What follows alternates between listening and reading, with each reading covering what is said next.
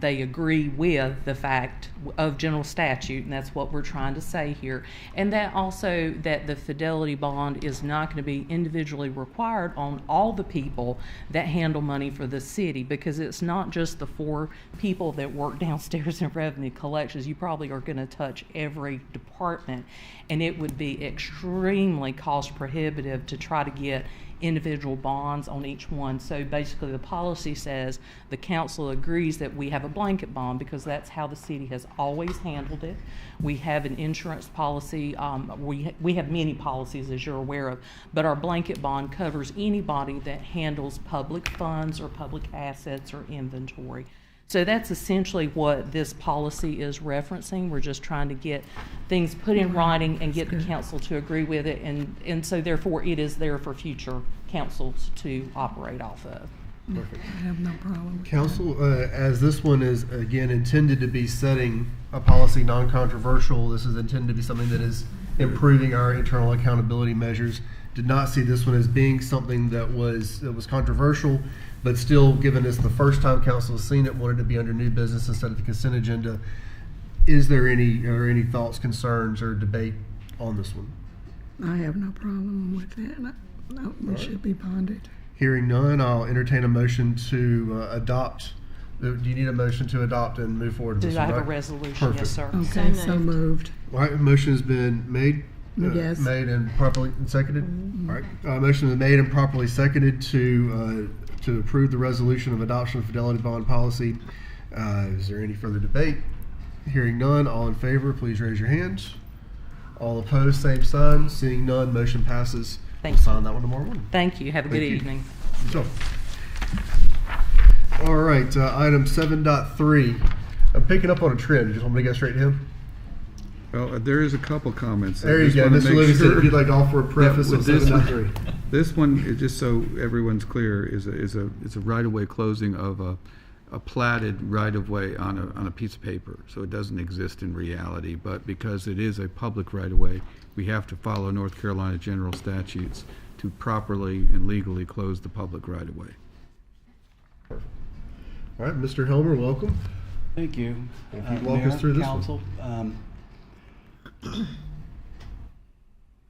Well, I thought there were some slides in there. The property is located on Kyler West Road. This is a permanent right-of-way closure. Mark, let me interrupt you just for a second. Council, it is in the agenda packet that was distributed online. So those who are, if anyone's looking at it online right now, it is 106. It is in the agenda packet. I don't know why it's not up there. Page 106. There you go. Page 1. Yeah, so the property considered for a public right-of-way permanent closure is a 297.96 foot long by 60 foot a piece of property located on the south side of Kyler Best Road. According to GIS, and the petitioner is Robert Strickland, Horace Best, and Judas Pope. Again, this is public right-of-way. There is no public improvements constructed within this right-of-way. Just a little background: the applicant came through early in 2024 with a request. During that review, it was noted that there was little interest in the surrounding neighborhood to be tied into this piece of street. So a conditional zoning was submitted by the applicant showing a site plan with this piece of land being a private driveway as opposed to a publicly maintained street. So that was approved as a condition of approval of that conditional rezoning, that this property be abandoned or be that they request the property to be right away to be closed and a private driveway be constructed in its place. So with that, it is a condition of the approval of that conditional zoning, and with that, the staff is requesting that council adopt a resolution setting a date of the public hearing for a permanent right-of-way closure. All right, so council, what we will be voting on this evening is that we adopt a resolution scheduling the public hearing. We're not actually voting on the right-of-way closure or not. We're voting on the resolution to schedule the public hearing. Any comments or questions or concerns on the resolution to set the public hearing? No. Hearing none, do I hear a motion to adopt the resolution setting the public hearing? So moved. All right, motion's been made. Motion's been made and properly seconded. Do I have any debate? Hearing none, all in favor say aye. All opposed, same sign. Seeing none, motion passes. All right. So we will set that one for, what was it, February 17th?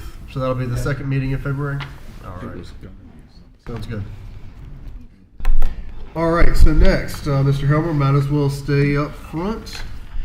We have two public hearings. We will begin with 8.1, the conditional zoning 1124 for Wooten Development Company. It is for property located at the corner of Maplewood Drive and North Berkeley Boulevard. Mr. Helmer, if you would begin with the brief, and then we'll go from there. Thank you, Mr. Mayor. This is a 1.42 acre tract of land owned by Wooten Development Company. They are also the applicant for this proposal. The current zoning of this property is office and institutional and some neighborhood business zone property in there.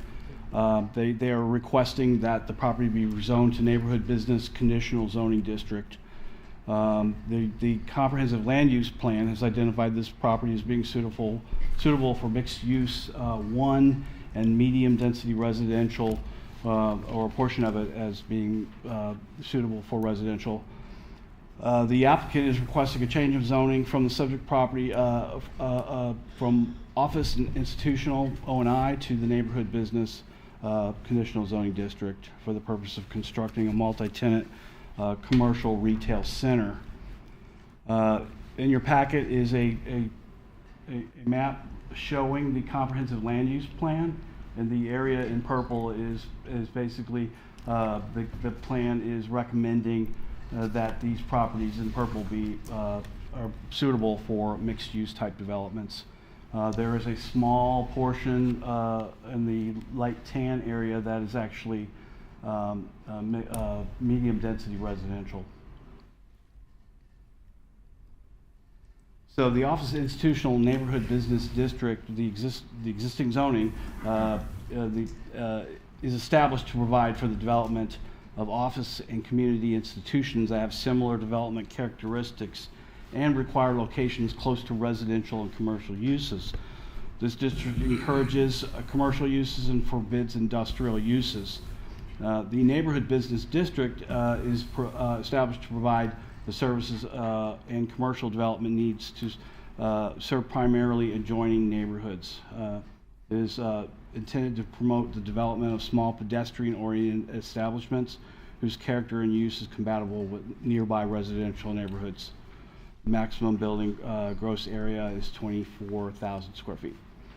The neighborhood business conditional zoning district, which is proposed, is established to provide the services and commercial development needed to serve primarily the adjoining neighborhoods. The district is intended to promote the development of small pedestrian-oriented establishments whose character and use is compatible with nearby residential neighborhoods. With that, the surrounding zoning districts include some general business and neighborhood business to the north, office institutional and residential R9 to the south, R9 residential to the east, and office institutional to the west. The zoning map in your packet shows the neighborhood business properties just adjacent to and just to the north of subject property, and then immediately to the south is the O&I district. There's some O&I uses at that corner, and then some random residential across the street located within an O&I district. So this property that's being requested for rezoning is essentially kind of an extension of that existing commercial district, expanding southward.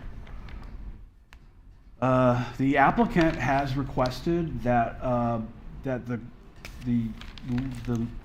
he's requesting or volunteering a limiting the uses permitted in the district. Primarily, he is excluding or non-permitted or he's basically saying that he will not be permitting bingo parlors, internet cafes, sweepstake facilities, electronic gaming operations. However, he's requesting that all commercial retail center uses that are permitted in the neighborhood business zoning district be approved as part of this conditional rezoning. So,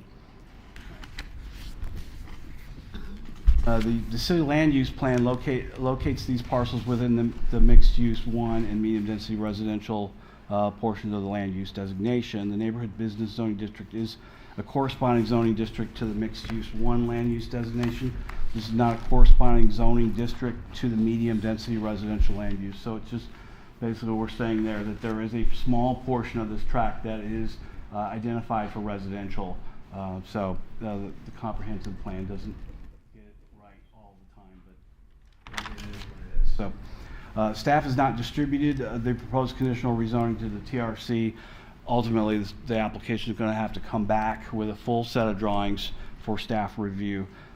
He submitted a 70% drawing, so it's not a complete site plan, but it basically demonstrates how the site will be developed out. So there are some pictures of a similar development right next door, which he currently owns, and it's going to be very similar to that, except a lot more green. Let's see, I requested a plan be added, and it's not in there. I would like to just briefly describe the project, and in your packet there is substantial information. I will make this brief, but I also want to provide you with this information and get it in the record. We've already discussed the land use. I would like to go to the physical improvements. The property is proposing access to the site from the existing driveway cut along North Berkeley Boulevard and one from Maplewood Drive. The approved driveway permits will be required from NCDOT and the City of Goldsboro prior to site plan approval. The applicant is proposing 8,450 square foot commercial structure for the site, currently consisting of 5 tenant spaces.